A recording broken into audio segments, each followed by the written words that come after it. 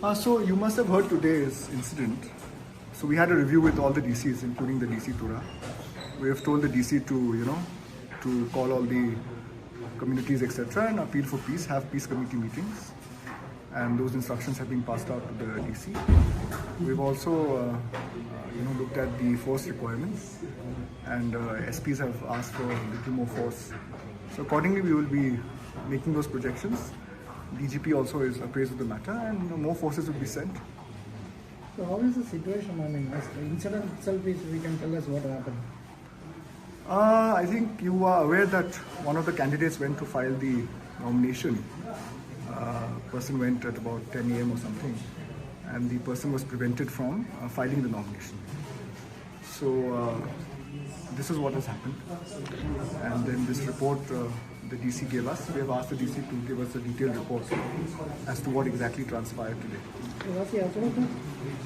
There were some reports, yes. As you are aware, this matter now has gone to the Honorable High Court. It is under the adjudication of the Honorable High Court. This matter has been taken up in the Honorable High Court. So we are awaiting that decision. So will you be giving more dates for the filing nomination today? So today was the first day. The notification, as you know, has come out today. As per the notification, today is the first day of filing nominations. That is between 11 a.m. and 3 p.m. And the last date of filing nomination is 16th of March. That is next Monday till 3 p.m. So how many filed today? Today none. No candidates have filed. Many, in fact, today have taken the forms, etc. Many of the DCs have had meetings with political parties, etc. and given them the copies of the nomination forms, etc. And all those other things, other processes have happened today. So there is no plan to postpone the elections?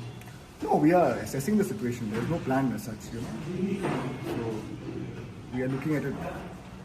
There is no plan. Situation is being assessed. We are waiting for reports, etc. We will see as the situation unfolds. Right?